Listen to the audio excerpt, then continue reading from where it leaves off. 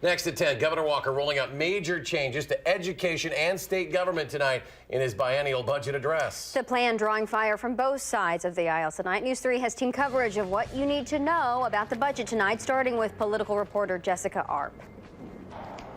Well, it was a brief 25-minute speech to roll out a more than 600-page document. The governor proposing changes across state government, including cutting taxes and state positions and big changes to education.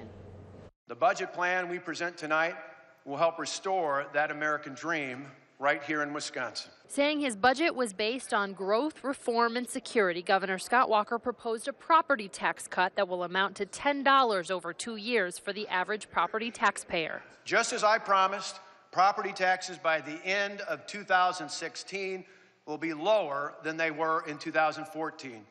That means lower property tax bills for 6 years in a row. How about that? Along with that cut, Walker plans to hold funding essentially flat for K-12 schools, but will expand school voucher programs in the state, eliminating a cap and allowing low-income students to switch out of a public school to a private one with state money to follow, citing one family's success in a choice school.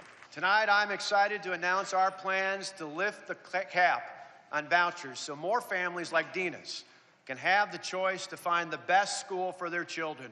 You see, every child deserves the chance to succeed. Not mentioned in the speech were the cuts of 400 state positions, some 200 of them vacant, elimination of state funding for Wisconsin public broadcasting, and the freezing of the state's stewardship program to preserve natural areas until 2028. The governor did talk about plans to drug test for public benefits, borrow for roads, and give the UW system flexibility, claiming Act 10 proves that it can be successful. With this in mind, I asked the legislature to give our bold reform idea a serious look. As the father of the UW student, I have a real interest in the success of our state system, and I believe that this will make the University of Wisconsin stronger in the years to come. Now, the University of Wisconsin-Madison chancellor releasing a statement tonight saying the $300 million cut that goes with that flexibility simply goes too far. There are also, in this greater document, a few fee increases on state campsites and vehicles getting into state parks. And, of course, there is a lot of other changes that we will learn about in the coming days as this document just becoming public. The next step will be that this will go to lawmakers who Matthew Simon is finding out already want some things changed. There are three big areas that Democrats, Republicans agree they don't like. In the big picture about this first idea starts with Governor Walker wanting to run up the state credit card more than $1 billion on transportation projects.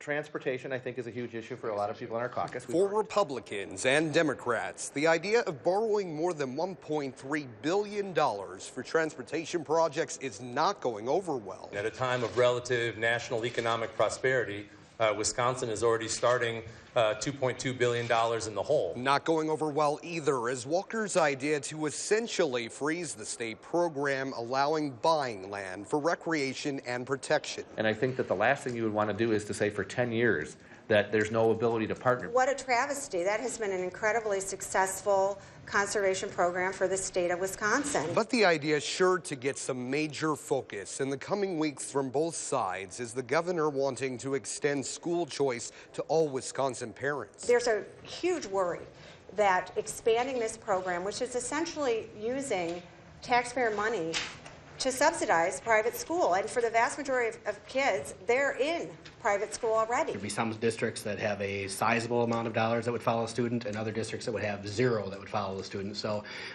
the proposal that we're at, I think, is the most equitable, but we'll obviously have the debate with our colleagues on both the Senate and the Assembly. And Madison Superintendent Jennifer Cheatham blasting this idea tonight, saying vouchers take away from public school resources. This is an idea we will hear more about as the days go on. A lot of people really sort of soaking this in, reverberating around social media. And of course, the budget itself was introduced in the Joint Finance Committee tonight, and we'll get a lot of discussion in the coming days. Of course, News 3 will break down the budget as we are able to dig in over the coming weeks as well. And we look forward to that. And thank you very much for your coverage tonight, Matthew and Jessica.